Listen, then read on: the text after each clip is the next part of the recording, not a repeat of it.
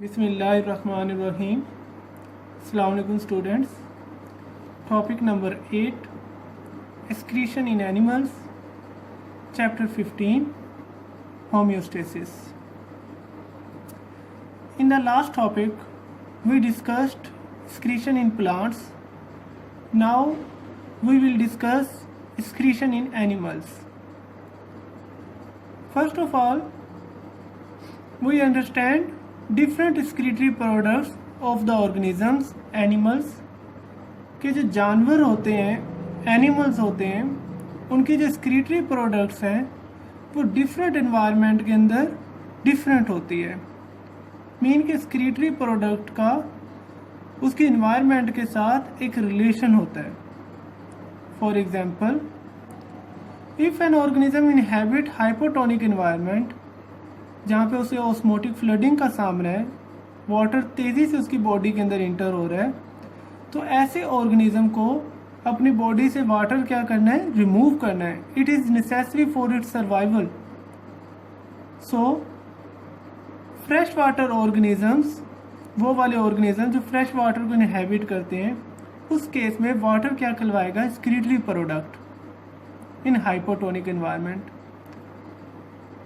On the other hand, if an organism inhabit hypertonic environment, तो इस case में उसे हाई लेवल ऑफ साल्ट का सामना है। साल्ट्स जो है उसकी बॉडी के अंदर तेज़ी से इंटर हो रहे हैं। So in this case for its survival it is necessary to remove the salt from the body. So marine environment ऐसी इन्वायरमेंट है जो कि मेनली हाइपोटोनिक इन्वायरमेंट को रिप्रेजेंट करती है। So in a hypotonic environment, marine environment, जो salts हैं ये किसके तौर पे एक्ट करते हैं, as a excretory product. In some cases nitrogenous waste, we take nitrogenous waste from proteins, amino acid and nucleic acid. Nitrogen waste is also act as a excretory waste product. Excretory waste product का जो source है वो हमारे पास क्या है, proteins, amino acids and nucleic acid, mean nitrogenous bases. So these are some examples of different excretory products in different environments. Now we will discuss metabolism of these nitrogenous waste product. For example, जो वो nitrogenous product है वो organism ने किस form में ली है, proteins की form में। हम इसे अमाइनो एसिड फॉर्म में लेते हैं और न्यूक्लिक एसिड की फॉर्म में भी लेते हैं। प्रोटीन्स कैटाबोलाइज होंगी, ब्रेक डाउन होंगी और किसके अंदर कन्वर्ट होंगी, into the chains of amino acids. Amino acids की छोटी छोटी चेन्स में कन्वर्ट हो जाएंगी। Then these chains further broken down, मजीद टूटेंगी और इंडिविजुअल एक एक अमाइनो एसिड सेपरेट हो जाएगा। प्रोटीन से किस में कन्वर्ट होंगी, small and large chains of amino acids. Amino acids के बाद वो किसके अंदर डिवाइड होंगे, छोटे छोटे अमाइनो एसिड्स के ब्लॉक के अंदर। फर्स्ट डीएमिनेशन अकर, वो जो अमाइनो एसिड है उससे एक अमाइनो ग्रुप क्या हो जाएगा, सेपरेट हो जाएगा। डीएमिनेशन कहते हैं removal of amino group from the amino acid. First protein converts into the amino acids, chains of amino acids. Then उन अमाइनो एसिड से फर्स्ट कंपाउंड अलग होगा जिसे हम क्या कहते हैं, अमाइनो ग्रुप, और इस अमाइनो ग्रुप की रिमूवल और separation from amino acid is known as deamination. After that this amino group dissolves into water. ये जो अमाइनो ग्रुप है ये किसके अंदर डिसॉल्व हो जाता है, वाटर के अंदर, and excrete out from the body. अगर ये अमाइनो ग्रुप NH2 वाटर के अंदर नहीं डिसॉल्व होता, it returns back to the amino acid and other raw material which build up the amino acid. If entrap into water then it must excrete from the body. अगर ये water के अंदर entrap हो जाए, dissolve हो जाए, तो फिर इसे हर सूरत बॉडी से excrete होना है।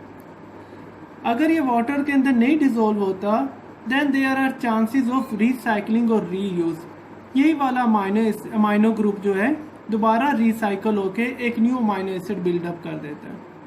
Amino proteins converted into the chains of amino acid. उन चेन्स ऑफ अमाइनो एसिड से एक अमाइनो एसिड अलग होगा, उस अमाइनो एसिड से अमाइनो ग्रुप अलग होगा, अमाइनो ग्रुप वाटर में डिजोल्व होगा and then it is excreted out from the body. So this is the main pathway of catabolism of nitrogenous product. If nitrogenous waste does not excrete from the body, then what will occur?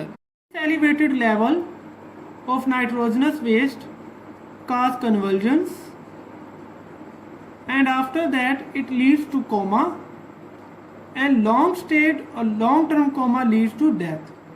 अगर nitrogenous waste की amount body के अंदर exceed कर जाए from a particular level, it cause convulsions, then coma and ultimately death. So nitrogenous waste product is very fatal for the body. Nitrogenous waste product must remove from the body. Excretion is that type of process which is must to occur. Excretion is essential for the body, otherwise it will cause damage to the body. Now we will discuss types of nitrogenous waste जो कि animals के अंदर produce होते हैं. हमने पहले भी इसके मुतालिक बात की है. So the main sources of nitrogenous waste, कि नाइट्रोजनस वेस्ट बॉडी के अंदर जनरेट कहाँ से होता है, ये बनते कहाँ से हैं. These are proteins, purines and pyrimidines. Proteins, purine and pyrimidine. Purine and pyrimidine से क्या मुराद है? Nitrogenous bases. Amino acids, if we take nitrogenous product in the form of amino acid, it will catabolize in the form of ammonia, urea and uric acid. अगर आप nitrogenous waste amino acid की form में लेते हैं, then जो उसकी break down से आगे नाइट्रोजनस प्रोडक्ट्स प्रोड्यूस होंगी, वेस्ट प्रोडक्ट प्रोड्यूस होंगी, एक्सक्रीटरी प्रोडक्ट्स प्रोड्यूस होंगी. वो कौन कौन सी होंगी? Ammonia, urea and uric acid.